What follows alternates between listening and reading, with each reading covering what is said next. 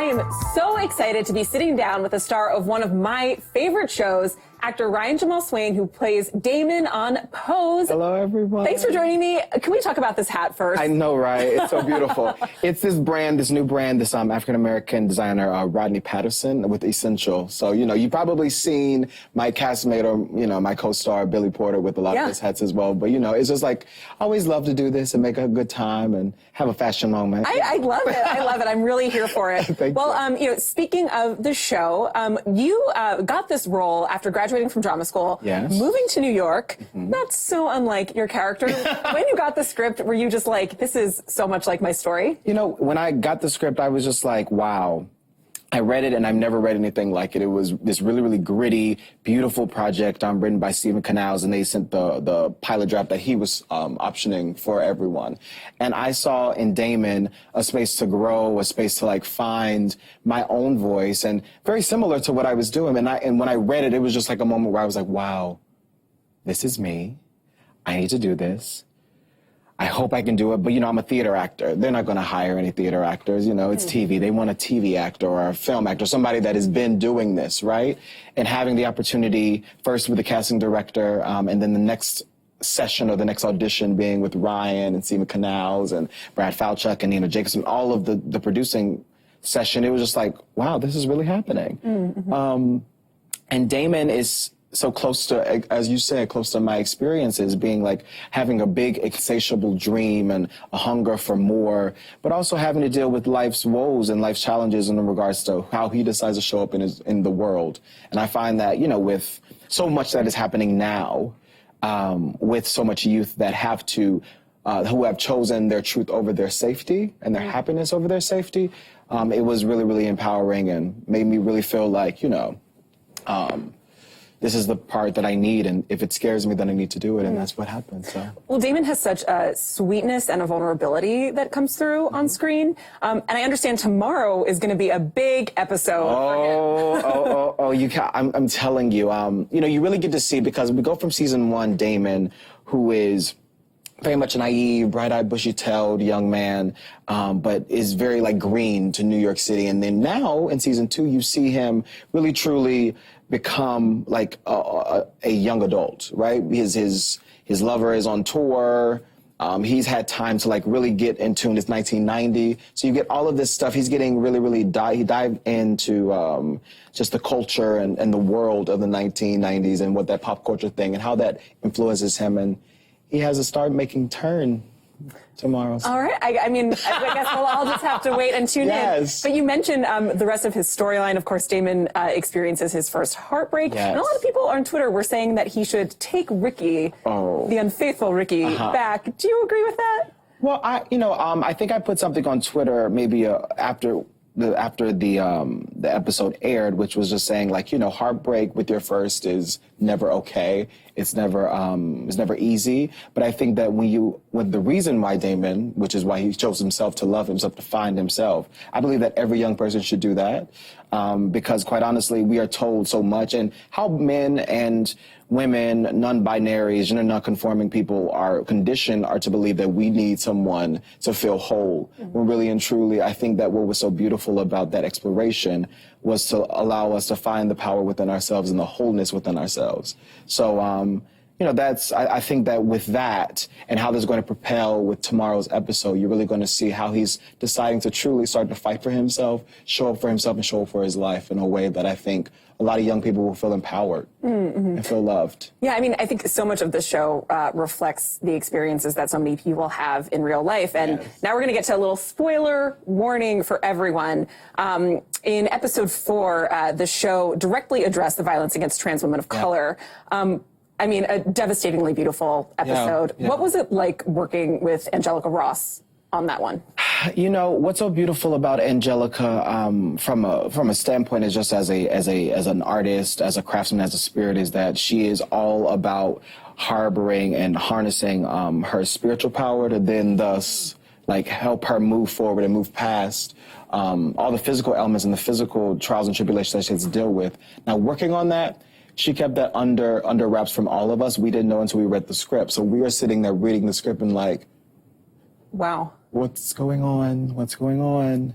And, you know, it was a very, not, I don't want to say tense, but a very like, there was a lull, a spirit over, we're doing something really, really important and really, really transformative in the world of television. I think it's the most, and I can say this, I think last week's episode was one of the most important hours of television history to date. And Angelica did such a marvelous job and handled it like a true pro. And, you know, last week we found out that she's going to be joining AHS 1984, which is dope. You know, that's what's so beautiful about Ryan Murphy is that he takes care of all of us in regards to just making sure that we are set. And, you know, she doesn't go, Candy might die, but her next iteration of Angelica will live on and live on. And I think that it really speaks to just how we need to, as a united States of America and a global spectrum, to wake up to the things that are happening to our trans sisters and brothers and their beings. You know, it's so beautiful to be on this show. I tell everyone all the time that I'm on the best TV show ever because my TV cast is out there doing the work as well. You know, Angelica, on top of being an actress, has her creator of Trans Tech, her own, you know, global trans technician thing that she does with just making sure that the voice is not, she's the voice for the voiceless, and I'm so proud of her. Yeah, well, I mean, talk about people doing the work on the show and then out there in the world, like Janet Mock and Ryan Murphy. Yes. And one of the storylines that has been so moving is about the AIDS epidemic and your character participating in a die-in in a church. Yeah. Do you have generational conversations with them as they're kind of creating the content and the storylines about like what that means and the significance?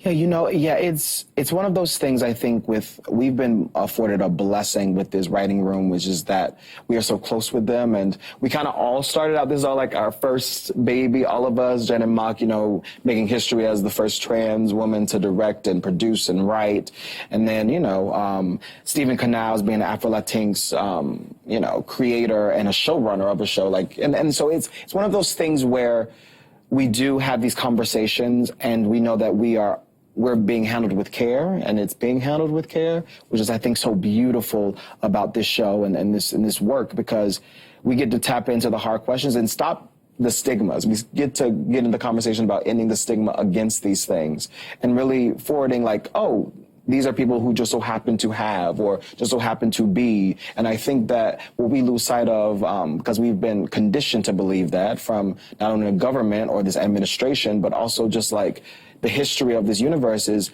everybody harbors on fear, you know, and Pose, what it does so beautifully is allows us to have the courage to live and the courage to create without any type of fear construct. Is in the presence of fear, excuse me, not without it, but in the presence of. How do you show up for your life in that way? So I think one of the big things that you're getting at with that idea of showing up is also relying on chosen family. Hey, that to show up, right? Yes. And you know, obviously that's a big theme in the show. Is there also a sense of chosen family on set and behind the scenes? Yes.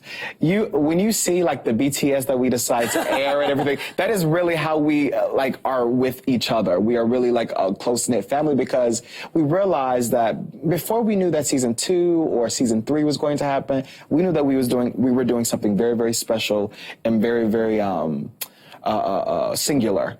And we knew that all of us had to show up in extraordinary ways. And then I think that's just like this fraternal or this sororital kind of like pact, right? Like you just feel like, okay, this might not happen again, but while we're here, we're going to make the most of it and love on each other. And my castmates, we are nothing but a big ball of support. Well, you mentioned season 3. The show got renewed for another season right after the first episode of the season. Yeah. It's really propelled all of you into this new level of fame. How has it been adjusting to that? Girl, when I tell you, like I live on a very busy street in Manhattan, like Upper Manhattan, and I can't even step 2 feet out of my house before someone is like, they do a double take, because usually I'm trying to, you know, Sade, she has this disguise called Dorinda, where she wears like this wig and these glasses. Well, I haven't gotten there yet. I only got one wig, but it's just like one of those things where I have to start thinking about that, because it gets a little crazy, you know, and you have to realize, like, you know, we had that big, I guess I'm going to call it a second premiere on Netflix. And then, so I think that kind of just made it like now it's a global thing. And Ryan warned us. He was just like, it's about to get that much bigger, and I want all of you to be a part of it. So let's figure it out. So it's been crazy, but it's also been on top of just that elaborate type of thing. It has also been when people come up to me, they're on the brink of tears. You know, their hearts beating really, really fast, and just like they're saying that, oh my God, your character, your story really had provided vocabulary for my family to understand what I'm going through. Because for me personally, my family didn't have any type of representation until Empire with Jussie Smollett's character. And then so now me being the vessel for another space that is very similar to a bunch of queer youth and a bunch of youth in general, and just like having a dream and being met with disdain and disgust and wanting to live up your life and show up for your life, I found that, wow, I'm a spokesperson for this new age, a new wave of queer youth and youth of color and people that have been ostracized, and that's a big responsibility. But it's one of those things where my family prepared me for that, so I'm good. Yeah. Well, it's been so delightful talking to you. I feel like when you're talking about the fame stuff, it just means you have to like pull the brim of your hat down like, a little bit lower. Has to do like this. You have to do like that now. Exactly. Can't wait for tomorrow's episode. Thank you so much for joining me. Oh, thank you so very much, my dear. Yes, this is lovely. If you are not watching Ryan on Pose, fix that immediately. What are you doing? New episodes are Tuesday nights on FX. More AM to DM is coming up next.